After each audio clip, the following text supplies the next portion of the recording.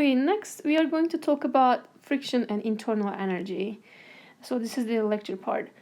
So we are looking at a simple case first. Okay, so it's a horizontal motion, and the object has an initial velocity, and it's going to come to a stop after some distance d.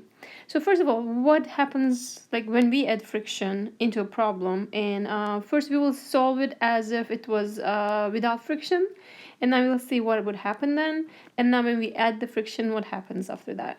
And we'll also learn how to manipulate the energy conservation equation with the friction, with like work done by the friction versus internal energy. So okay, we're looking for this horizontal motion case, and somehow the object has an initial velocity. So what happened before, we don't care for this problem, but it could have been an applied force initially, and then the object picks up the speed. Again, this is our initial case for now. Okay, so we don't care what happened before, and if we neglect the friction initially, so let's just see from the energy conservation what should have happened. Okay, first of all, since kind of before we are neglecting that, we knew that there should have been a friction, and it should have been a kinetic friction because the object was moving relative to ground, and there's weight force and also the normal force as shown on the free body diagram. And since the intended motion is to the right, friction in the kinetic form is to the left. So initially, if you look at right here, the object has the speed. That means it has high kinetic energy. That's the maximum speed for this problem. So that would be the maximum kinetic energy as well. And since this is a horizontal motion, there is no change in gravitational energy, and we see that by investigating those 2 points. You can see that initially, if we set this level to y0, and we did that on this Cartesian coordinate system, we have the y0 to be on this level. Final case also, we don't have a so initial 0, final is 0. And elastic potential, we don't have any spring, so initial and final, they're also 0.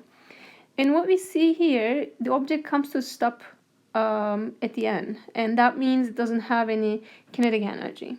Okay, but again, if we neglect friction, so what would happen? We start with our energy conservation equation, and again we do split up potential energy into two, gravitational and elastic. But as you can see, those are already 0 because there's no change in elevation. Delta UG is 0. And there is no spring, so delta UE is 0. So it's better to take some notes on these as well. And also the work done is 0. So we ignore friction first of all, and then we only have normal force and the weight force, and they're both perpendicular to the displacement because displacement is to the right. And that means cosine 90 is going to give you 0 in the work done definition. So those terms are 0. That kind of gets rid of this term as well. Okay, and we are not transferring heat, and that's going to go away too. So that would mean we also, again, if we ignore friction, delta I, there's no temperature pressure change, delta I will go to 0 as well. So if you consider the no friction case, then that becomes delta K equals to 0. That would mean initial and final kinetics are the same.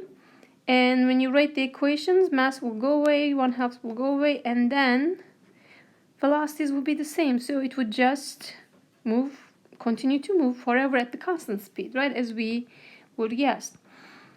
So, but that the object is stopping, so it's going to come to a stop. And how does that do that? Because we need to include the friction then, right?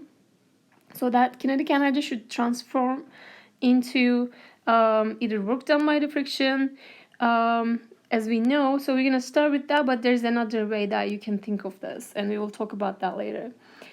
So now we are considering Fk, and that is the kinetic friction. So let's find the work done by the kinetic friction and the work term. Since Fk is constant, if you remember, Fk is always, there's no condition. As long as you have kinetic friction, you can use this equation and Fk is constant, unlike the static friction, which builds up and reaches a maximum value.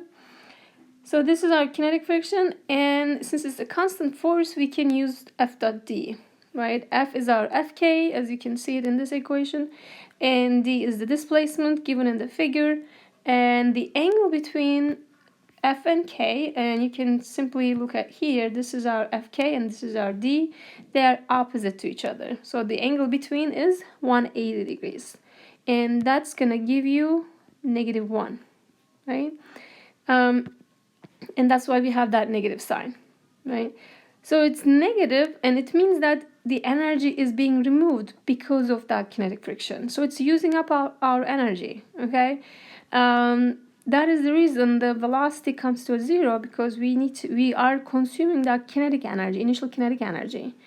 And if you apply the energy conservation, you will see that. So delta K becomes the work done by the friction, and that is negative FKD, and so you can nicely see, and this should be capital K. This is kinetic energy. Since we don't have any final kinetic energy, so kinetic initial should be equal to the negative work done by the friction. Okay, so that means the object is losing its energy. We are using the kinetic energy for the kinetic friction, work done by the kinetic friction. Okay, so again, another way of thinking that, not in terms of work done, that's perfectly fine, but that was more like the focus of the previous chapter 7. Now we're also going to think about this way. So friction, as we mentioned before, is not a conservative force. It is a non-conservative force. That means if you start from a point and then come back to the same point by moving the object around, if you kind of make a loop, total work done by this force is non-zero. Okay, and I did talk about this. I did talk about this before. Hopefully you remember that.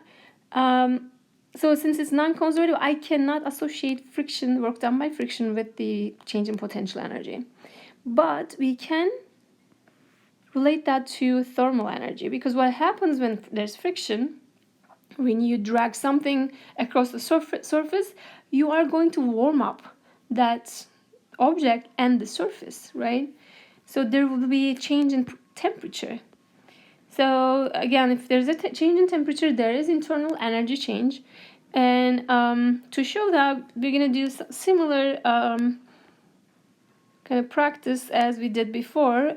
So what we are doing is, first of all, we are writing the energy conservation and the equation, as you can see right here. Okay, and one thing we do is we are splitting the work term into two parts. So this is the W plus Q part, but W is now being split into two parts. And next we are taking the work done by the friction on the left side. So you can see that there's negative sign here for that reason. And what was the work done by friction? It was negative FKD. So we are putting that in for the work done by friction. There's two negatives for that reason. It's going to be positive, and so that becomes right here, becomes like this. And the thing is, we can define that term as the change in internal energy due to friction. Okay, so that's what we're going to do. So again, this work term is the rest of the forces done, work done by the rest of the forces except friction. And if you're also keeping that delta UG and delta UE, that also means that work done by other forces except friction, gravity, and the spring force. Okay, anything else is gonna go in here. Okay, but we're keeping the other energy forms. And for the friction, again, it's not associated with the change in potential energy, but it is associated with the change in internal energy. Somewhat similar to what we did with the spring force and the gravitational force, but it is not potential, it is internal energy, okay? And since there could be other reasons that temperature and pressure is changing, so we are keeping delta I for general cases in this class. Delta I is most of the time is 0, but if you have friction, we will keep this term, okay, instead of keeping work done by friction. So keep that in mind. So again, W is the work by all forces except weight, spring, and friction. And in reality, there are other losses that contribute to delta I. So it could be drag, but delta IF is due to the friction. So we are just separating friction because it's pretty common that the problems will have friction in it. Okay, next we will solve an example.